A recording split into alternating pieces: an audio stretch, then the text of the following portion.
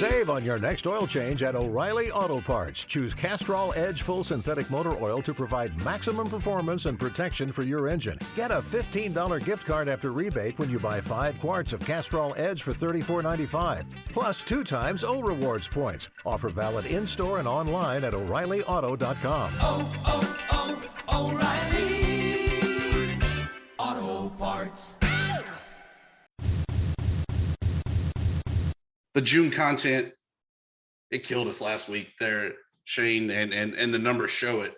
But this week we have a Sun Belt Conference legend that we will bring in here shortly. I don't know about up in Virginia, but it's hot down here in Texas. Shane, welcome in. Tell me about Virginia. Is it as hot up there as it is down here? It'll go from being hot, and then the rain will come, and it'll get real cool, and then you don't know what to wear the next day when you get up because it might be 90 again, or it might still be 70. It's been crazy weather-wise around here. You know, my kids, we were driving over the mountain earlier today. They were just watching the temperature on the dashboard. They're like 88. Oh, it's down to 84. Like it's the weather out here is nuts sometimes. It was a dry heat today. It was only 107. So take that. No rain for a month. Yeah. But we have an NCAA national champion in Ole Miss, the team that likely replaced Old Dominion going into the NCAA regionals. Does it make it any better where the team that kind of ousted you winds up winning the national title? Does it make it feel any better? Probably not. But I think it continues to show why college baseball is pretty cool and something fans can get behind is because, yeah, it's a team, one of the last teams in wins it. And, you know, this year it happened to be one of those Power 5 teams that, you know, we're not necessarily celebrating that here as the Sun Belt podcast. But one year it was Coastal, another year it was Fresno State. You know, it's not always one of those teams. So it does kind of remind you that opportunity is there and maybe came at the cost of ODU this year, but it could have just easily been a Texas State or somebody. So that aspect of it, I think, is, you know, cool to see. You know, you're probably not, you know, all of Southern Miss people listening to this probably aren't any happier with it. The ODU people aren't any happier with it. But that aspect of it, I think, is something you can kind of like at least take a little bit of happiness out of, is that, you know, anybody can do this in baseball and, you know, some of these sports, and baseball in particular. So when you say that, to me, I always feel like baseball or basketball national titles are more meaningful because I feel like that is a true national title, best team in the land, as opposed to football, where out of the however many teams there are, there's really only about 40, 50 teams that are really in the running for that national title. Is that something that you feel like as well, that, you know, baseball, basketball, that's your true national title? Yeah, I mean, I don't even know if I'd say like best team in the land, like you said, like, because so many times the best team doesn't win it. I don't think it was the best team this year. And, you know, a lot of times in basketball, it's not the best team, but that's what makes it so exciting. That's why they get $1 billion for the NCAA tournament in basketball, even if people aren't watching it in January. It's why, you know, a lot of people tune into the College World Series, and, you know, tons of Ole Miss fans are down there drinking 14,000 shots. Jello shots. Yes. Okay. I guess, no, not necessarily drinking them, but, you know, they're down there celebrating that because there's a level of excitement and uncertainty to it. Like you said, I mean, we can probably narrow it down to which 5 teams are going to be the last 2 standing in college football right now. And, you know, there's some level of excitement to that. It's awesome in some ways to see those teams be so excellent all the way through, and, you know, see, you know, the program that Alabama's built or whatever. Like, that's awesome in a different way. But I do think there's probably some excitement level that you don't get from other sports that you do in baseball or basketball. And, you know, even, you know, as similar as baseball and softball is, you don't get it right now in softball because Oklahoma is so dominant. Like, it's just, you know, it's a different kind of thing. It's a different kind of entertainment. But I guess if you like college sports, it's kind of cool to have a little bit of both, maybe. I don't know. Does it seem real that this is finally the week that July 1st is this week when everyone will be official? We'll be a 14-team league and one of the premier G5s once again. June went fast, and I know, like, at the paper, we've kind of just been discussing, all right, what are we going to do for the July 1st edition? There needs to be something cool there, but, what exactly do we do? Because it's not like anything crazy is actually happening. It's not like there's a ton of news. We've been knowing this for months now, but it will be, I think, a big day. I think it'll be a day where all the bitterness that comes from Conference USA, the Colonial, all that's like behind a lot of people, and it's really all about getting ready for September 3rd and the start of the football season. Interesting conversation I've been seeing a little bit is about, ESPN, the Sunbelt TV deal, what these teams coming in means to it, everything. So I was curious, I was hoping maybe Jeremy would be on here too, like get his take on this, but I'm curious about people's viewing habits and how they're changing a little bit. And Sunbelt obviously wants to get their games on linear TV, but I do kind of wonder if ESPN Plus is becoming an even better way to reach maybe some younger demographics where, maybe they've already cut the cord and they have ESPN Plus. And so maybe games that aren't available because they don't have the cable package, but they want to watch something on a Thursday night or a Saturday afternoon or whatever. Maybe that ends up helping the Sun Belt a little bit, as everybody's kind of trying to figure out a way to get those younger viewers. I know that's sort of been a debate about, the AAC, Mountain West, Sun Belt, the TV deals, how much you want to be on linear TV and everything, which, obviously you're going to take those games anytime you can get them. But I do kind of wonder if Sun Belt's pretty well positioned when it comes to ESPN Plus is almost being kind of like a face of ESPN Plus for ESPN a little bit, where it's something they can really push. It's a love-hate relationship. And I'll say that because I love having watch parties at my house to spread the word of Warhawks and Sunbelt football to everyone around me. They get kind of annoyed, but I don't really care because they know when they come over here what they're getting. But it's hard to be able to go out to your local bar and watch that Troy game, watch Southern Miss, unless they happen to be playing an SEC school or someone like that it's going to be shown. So it's frustrating that really the only way you can watch Sunbelt Conference games is at home. Especially, I guess, maybe in the local markets. It seems like they ought to be able to get those games on at the bars. I mean, they could stream.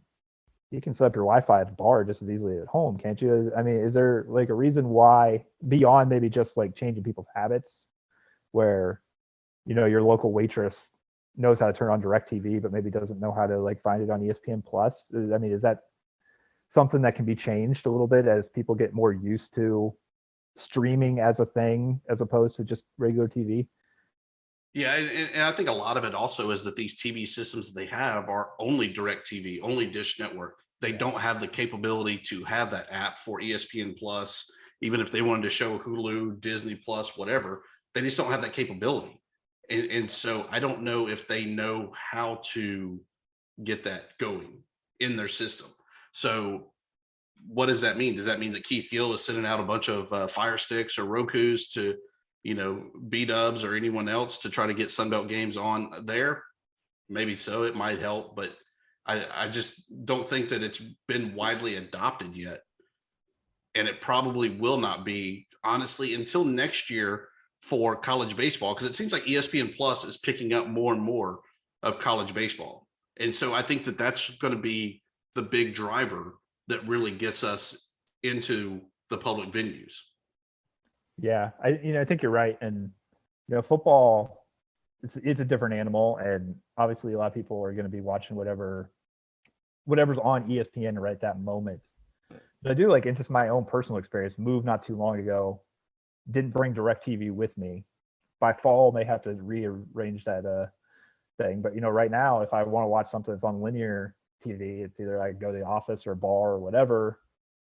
but I find myself flipping through more. Okay, I pull up the ESPN app, what's on live right now, and it happens to be, a Sun Belt baseball game or a Mountain West, baseball game or whatever. And, I do wonder if, is the Sun Belt getting in early on a change in dynamic where, streaming's kind of a pain in the butt right now, but will that be like the typical thing? Like, was that going to be the same as scrolling through what's live on ESPN Plus right now, the same as flipping through channels 15 years ago?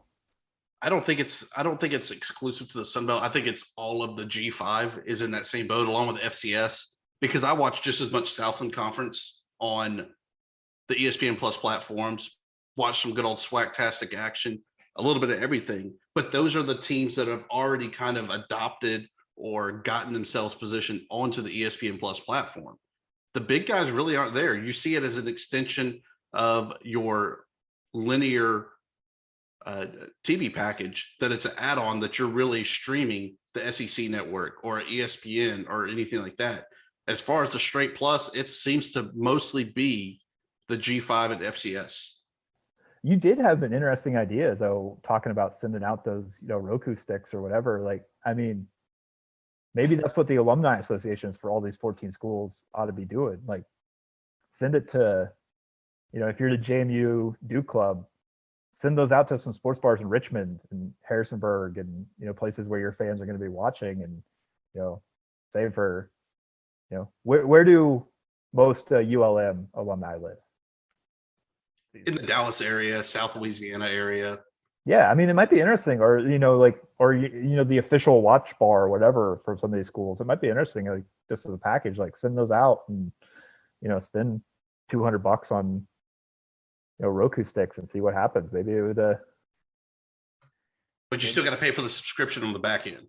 But it's still a start, because I can guarantee you the local bar that I have been going to here recently will start showing ULM games, if nothing else, because I will stand up on a table and scream at them that they have to have some Warhawks on.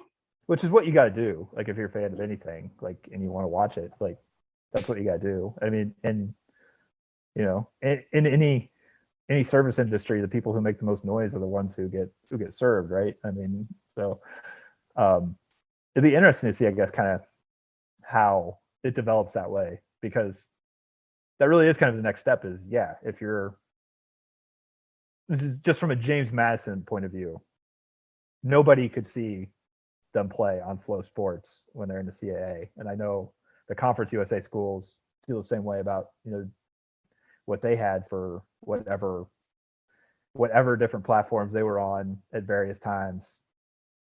So I could see maybe some of their groups, their fan groups, their alumni groups and things, like, be a little more proactive of saying, ESPN Plus is available, get us on, put our games on, because, we'll come out and watch them.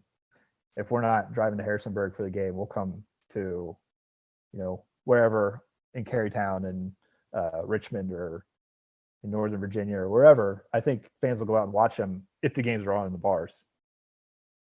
No doubt. But let me ask you this, because we always make fun of Conference USA and the CAA for their kind of online streaming that they had that was not a very lucrative deal.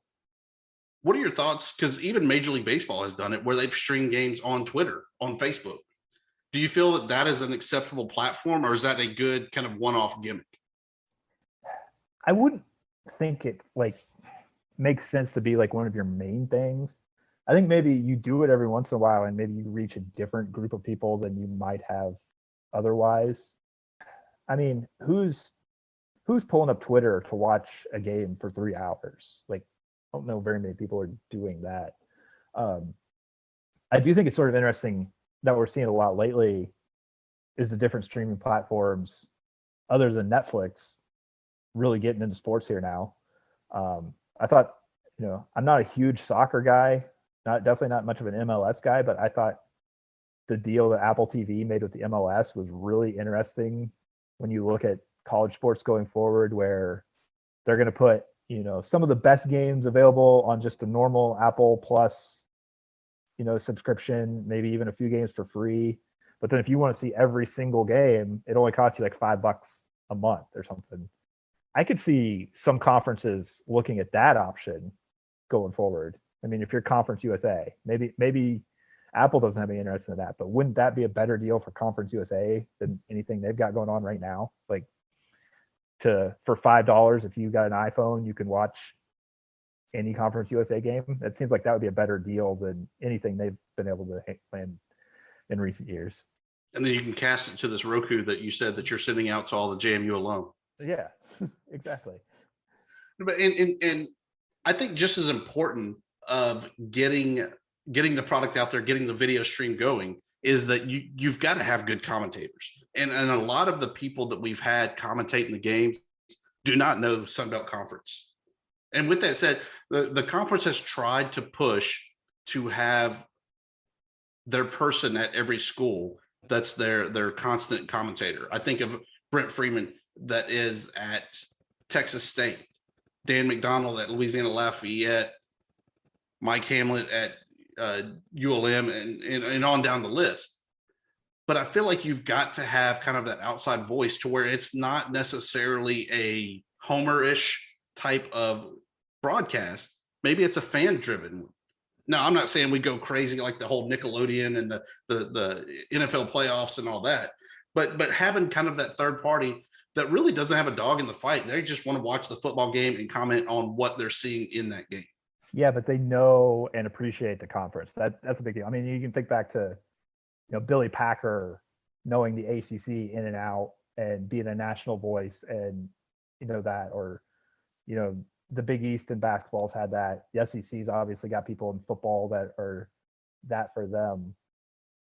I don't know who it would be necessarily for the Sun Belt, but I think that could be something. If it's like, this is a big game because this guy is here and he knows this conference, and it's going to be a fun, enjoyable thing for us to watch because this is the game of the week or whatever. I think that would be something that could kind of help, build the reputation. Just, we talked about this a little bit with the discussion about building up basketball. A lot of it's about perception and putting out that idea that this is a big game with a big crowd and fun to watch. I mean, that applies to everything, football too. And it's been easier when App State and Coastal are playing on national TV and it's a sold out crowd and everything. Everybody in the country is talking about how cool that is. But, I think something like that, like of somebody who's associated with Sunbelt football in a broadcast standpoint, I could see that, just helping with the whole perception and the building up the Sunbelt to be that conference that's, just a step below the Power Five. I'm willing to do it as long as we're sponsored by Fireball. Yeah.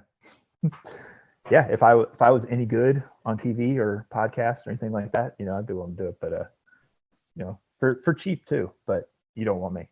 So we have another Sunbelt Conference legend in our midst as Chris, the Hitman Harris from ULM joins us. He was a Warhawk from 2000 to 2004, playing in the inaugural season of 2001 before being drafted in the 6th round by the Chicago Bears in 2005. Shane, I know this is before your days, but where you are, about him as being the now Commanders' secondary head coach. Yeah, that's going to be, I think, for the JMU fans, the ODU fans listening to this, they'll probably have some interest in all the Commanders and the Washington stuff. So maybe I'll have some questions for you there.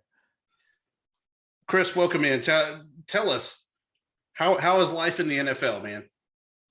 Oh man! First of all, thanks for having me, guys. Life in the NFL has been great. I have no complaints. It's been a very fun ride. I think it's been playing 8, coaching 17 years total now since I first stepped foot in the NFL, and it's been phenomenal. That makes me feel old because I remember when you were a freshman stepping on campus and kind of the deer in headlights there. What was it like when you went to ULM at that time? They were still 1A independent in 2000, but right on the horizon was 2001 and the dawn of the Sunbelt Conference. Yeah, stepping into ULM, it was a different experience for me, considering I only played 1 year of high school football. And so, playing my senior year in high school getting the opportunity to get a scholarship from ULM. At the time, I think I had maybe 2 other offers. I think they were both 1AA offers to UAPB and to University of Central Arkansas. So getting a chance to step on campus at ULM, they were moving into 1A. And when I got the offer, I was like, all right, I got a Division 1A offer. It's nothing to think about. I'm taking it, and then stepping on campus. It was a fun time for me to be able to compete with some of the guys that I was able to play with. It was unbelievable. So, what was it like though in that transition where you go from being a 1A independent, where really, I mean, short of you running the tables, going 11-0, you don't really have a lot to play for. To in 2001, your freshman year, or redshirt freshman year, you got a conference championship that you can play for, and the Warhawks were actually in that the Indians were actually in that inaugural game of the Sun Belt Conference. Yeah, that's fun. With the program switching over to 1A, and now you're playing against the likes of the Floridas, the Texas, the Ole Misses, and being able to compete for an actual conference championship. It was a great time. Great time. He just hinted on it. I guess you were part of a name change in college, doing it now, the Commanders. Is that something that like even gets noticed when you're in the meeting rooms or whatever, when you're in the heat of it? I mean, I'm sure you get asked about it, but just since he talked about that, was that something that like comes up really like in the day-to-day job? No, it doesn't. It's that first initial shock when they change the name. The guys talk about it like, all right, so, because I went through 2 name changes while I was with Washington. Because when I got the job, we were the Redskins. I got the job in 2020, and we were the Redskins. And then that offseason going into the 2020 season, they switched it over to the Washington football team. And so we became the Washington football team for 1 season. For 2 seasons, for 20 and 21, became the Washington football team. And then in February of this past year, then they changed the name over to the Commanders. And so you just kind of, as a coach, as a player, I think it's more fans that get up in arms about the names than the players do, or the coaches. It's just like, hey, whoever we are, whatever we are, we're going to go out and play. So for us, the name doesn't matter to us. We're going to go out there and play whatever it is. And same thing with ULM. I was an Indian, so it was still hard for me to say Warhawks, because when I went to ULM, we were the Indians, go Tribe go. And switching over to Warhawks that was a little different for me. I was like, okay. It took a little time for me to get used to calling ULM Warhawks instead of Indians. It's a good thing you can just like load up on new gear and get all that good stuff and all the apparel and everything. Absolutely, just get some new stuff. I still wear some old stuff, and mix it all in there, intertwine it. So Chris, you were a guy there from Little Rock going from the big city to the little city of Monroe. One thing that you told me from the get, I think it was your senior year, when you kind of started getting that draft interest, knowing that you were more than likely at least going to practice squad at the next level, you looked at me and said, man, if you're good enough, they're going to find you. Take me back through that and kind of how that career led to where they knew exactly who you were and where you were. Well, coming into ULM, I was not a highly touted, highly recruited player. As I told you before, I only played my senior year in high school, and it's a lot different back then than it was now. Now you have all type of avenues. You have Huddle, you have Instagram. I mean, you've got everything to where you get exposure. And back then, if a coach didn't see you, nobody knew who you were, because they physically had to go to a school, do this. Like there weren't highlight tapes. You could, a kid could go to Huddle and post this on Huddle, or go to the Air app, post this on the Air app, and all these coaches can see this video. So it wasn't like that.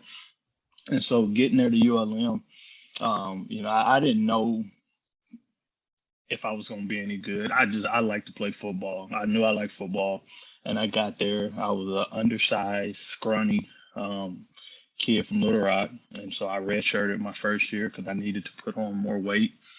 And the game of football, to me, it came pretty easy from a mental standpoint. I guess that's why I'm coaching now. So from a mental standpoint, I love the X's and O's of the game. To me, it's kind of like math. It's like a puzzle piece trying to fit the puzzles together. And I fell in love with that aspect of the game. And so my freshman, sophomore year, being able to study the game, study film, and kind of be able to anticipate things that were going on. And then I think my junior year was probably, it may have been my junior year or after my junior year was one, because I never thought about going to the NFL. I never had aspirations going to the NFL when I got to college. I went to college because they were giving me a scholarship, a free education. And it was a way for my parents not to have to pay for school. And my dad promised me a car if I got the scholarship. So that worked out. And going there, I had no aspirations of being in the NFL. I was just going to play football and get my education paid for. And then probably my junior year was when it kind of started to click for me. We played LSU, the first year game of the season. And so we go to Death Valley, play LSU 2003. It was the year they won the national championship. And so we went to LSU and we got beat pretty good. But individually, that was, I felt, looking back on my career, that was kind of my coming out party. They had some players there. Joseph Adai was a running back. I think Mark Clayton was one of the wide receivers. Was Flynn, I wonder if was Flynn the quarterback. He may have been the quarterback then, but they had some really good players. Skylar Green was there, and I had an exceptional game that game. I remember like it was yesterday. First half, I had 10 tackles, an interception, a forced fumble, and a sack, all in the first half of that game against the national champions, LSU.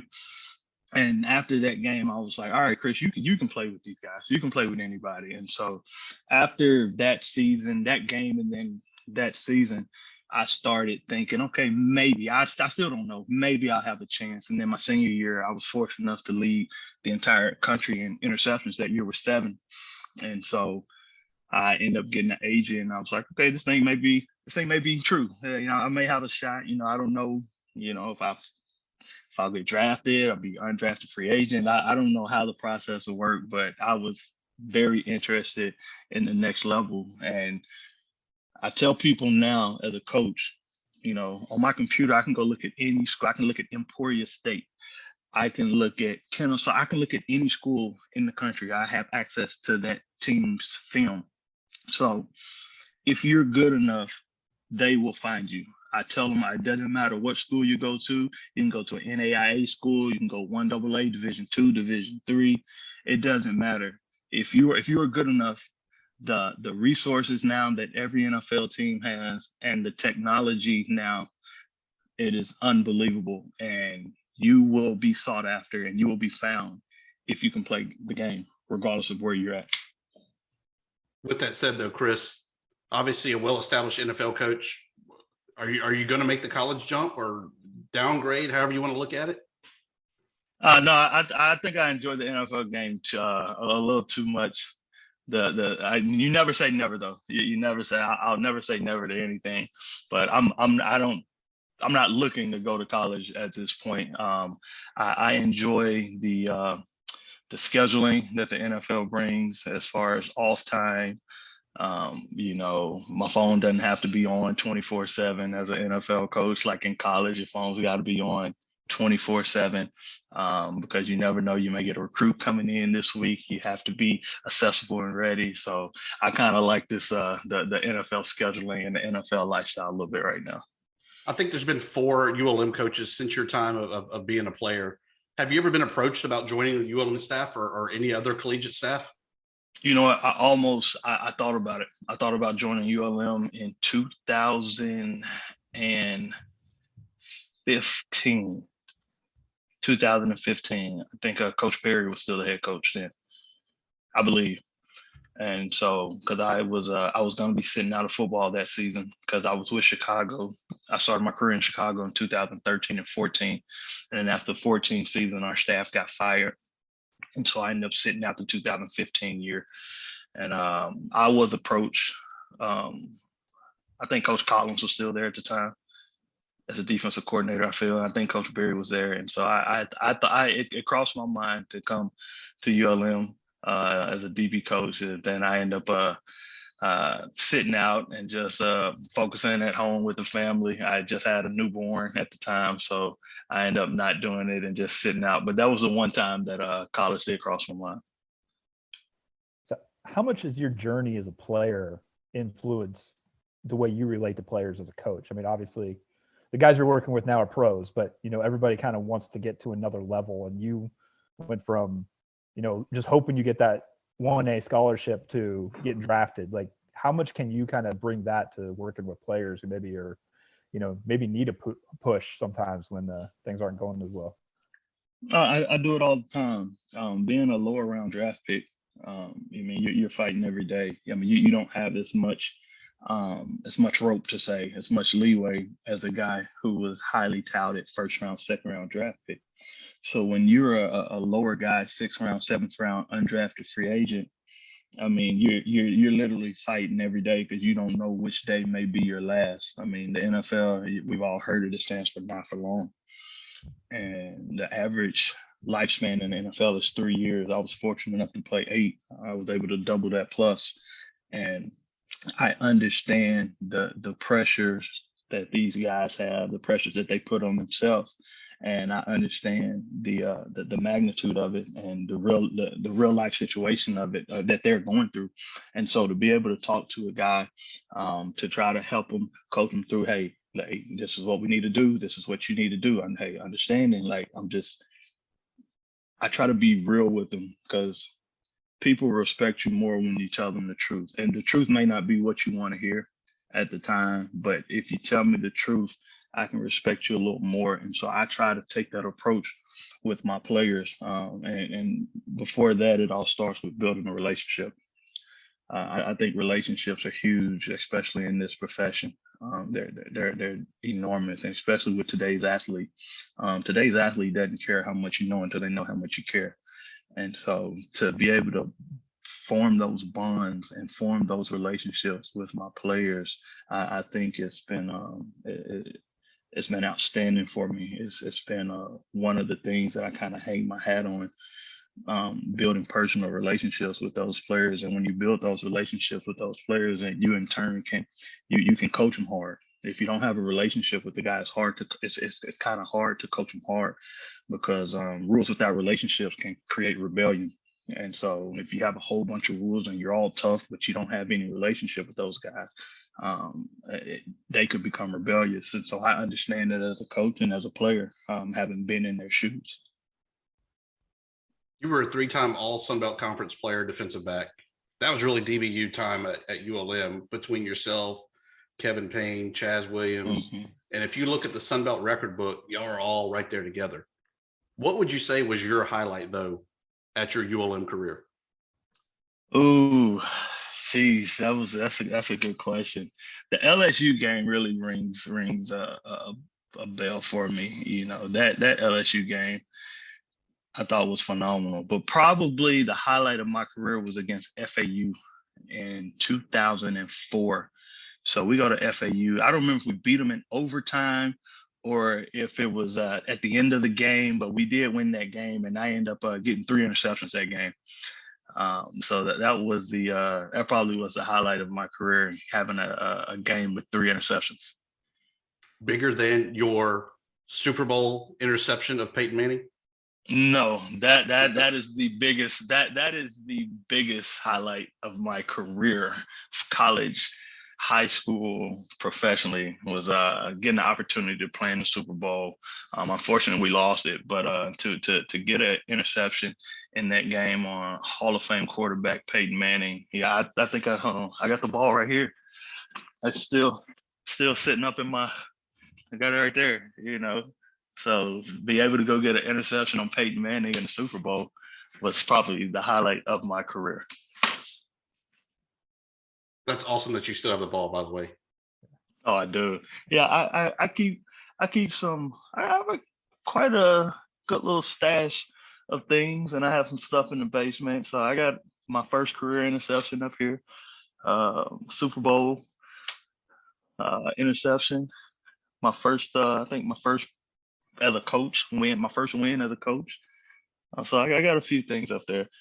But I like to keep memorabilia. You know, it's something I can pass down to the boys, to my sons, and that's pretty fun.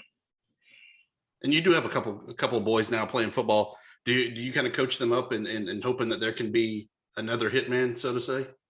Yeah, so my oldest son is more into basketball. So he's all basketball, everything. And then my middle son, he's both. He's a dual athlete. He's football and basketball. And so, yeah, I coach him up quite often from a football standpoint. He loves to go out, do drills. They like to go up. I bring him to the facility with me now that we're off for the summertime, and they want to work out. So we go up there, work out, go through ladder drills, do all kind of drills. And so he's the one that's really into football. Do you still have it though, that you can do the drills with them? Yeah, I still can do the drill. I still can coach the drill and lead by example. Of course, the nickname Hitman. Explain to us, how did you get that nickname, Chris the Hitman Harris? All right, so that nickname came from Paul Letlow there in Monroe. So Paul Letlow did a story on me my sophomore year for the paper, and so the story was about myself being because I played baseball, because I mentioned earlier I only played football my senior year, so baseball was all I played. So I was a big baseball player, and he did this piece kind of about how I grew up, you know, only playing 1 year of high school football, you know, and turning into this football player. And so he kind of dubbed it Hitman because the way I hit people on the field and because I played baseball. And so Paul Letlow was the person who gave me that nickname. He did an article, and the article in the paper was called The Hitman. So that's kind of how that nickname came about. Leave it to Letlow. And for those that don't know, Letlow was the longtime beat writer for ULM, still hangs out around the ULM campus. He says he's a recovering writer now. He only does some stuff for the university every now and again, but still hangs around the program. Great guy, longtime contributor there for the Warhawks. Yes. What else you got? Great guy. Chris, we thank you so much for joining us as a Sun Belt Conference legend. You're the man that paved the foundation for where we are today in the Sun Belt Conference, and for that, we thank you. Hey, man, I really appreciate it. I appreciate you guys having me on, Dusty and Shane. A great conversation with another Sun Belt Conference legend there, Chris the Hitman Harris. I had forgotten how he had gotten the nickname. I was glad that he kind of gave a shout out to Paul Letlow. Letlow does a lot for, like I said, the university, and really did a lot for the Sun Belt Conference also in its infancy. Yeah, and I thought it was interesting, you know, talking about not much desire to get back into college football, because listening to this guy talk, you kind of think, here's somebody who's going to be a head coach someday. Here's somebody who could recruit young players. Doesn't have a ton of interest in doing that. So that's a little bit of an interesting thing. But, you know, obviously he's got a good situation where he is in the NFL, and it's going to probably make a good NFL head coach someday if his trajectory continues the way it is. Yeah, I mean, it would be great to see him leading a true team out there, knowing that he got his start at ULM. And like I said, I remember when he walked on campus, deer in headlights, knew nothing about really football, college, the whole student athlete. And it was just great to see him mature through those 4 years at ULM. Yeah, I mean, it's a great story. Somebody who hasn't followed his entire career the way you have. It is, you know, it's awesome to kind of hear somebody who, you know, worked his way up and took advantage of what opportunity he had. Whatever was put in front of him, he took fullest advantage of that, from early playing days all the way through where he is now as a coach. So, you know, it's always nice to hear those kind of success stories, and you know, talk to somebody who, you know, can kind of relay that message to other people. We didn't ask him, though, what his NIL deal would have been. I feel like that was a misspoke. Well, one of the things that we failed to mention in that interview, when he was with the Bears and then he got traded to Carolina and then came back to the Bears, he was actually replaced by another ULM player in Kevin Payne. Just showing that it's a small world and how much of a DBU ULM was during that time frame. Yeah, I mean, I didn't even realize that. That's, you know, pretty impressive. I mean, What's it going to take for ULM to get back to producing that kind of talent? I don't know. I've tried to put together an offensive and defensive game plan, but I haven't even mailed it off yet. So my manifesto is still building. Yeah. Before we digress, it's time for plugs, promos, parting shots. Shane, lead us in on that. My parting shot is I wish Jeremy was on here because he said he was in Kansas City today, and being a guy from that area, I just want to know where he ate so I can live vicariously through. Are you a Gates or Bryant guy? Probably Bryant's. I mean, really probably Joe's, but Yes. Bryant's over Gates. But I would take any of them right now. I'm way too far away. I haven't been back in a long time. So I was going to live vicariously, just let him tell me about his meals from being in Kansas City. But we'll have to wait till next week. Oklahoma Joe's, hands down, the Z-Man is the best sandwich on earth. It's unbelievable. I wish I could find some place on the East Coast that does burnt ends quite right. Jack Stacks. Yeah. Oh, I forgot about Jack Stacks. We need to end this conversation now before I really just start salivating all over the keyboard. So Shane's about to bail out and go buy a ticket to go back to Kansas City. Yeah, really. For the promo, of course, warhawkreport.com. And then my parting shot, finally went to go see Top Gun Maverick. Even though I'm one of the minority that never saw the original Top Gun, not a bad movie.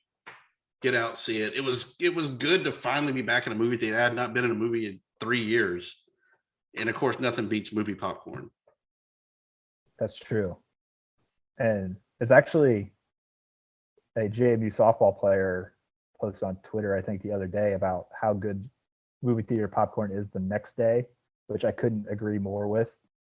No, it's not making it out of that movie. It's the only thing in the world maybe that's a little better when it's a little bit stale, I think. I don't know why it is, but yeah, buy another box when you leave if you need to, but that's the day after movie theater popcorn. That's the way to go.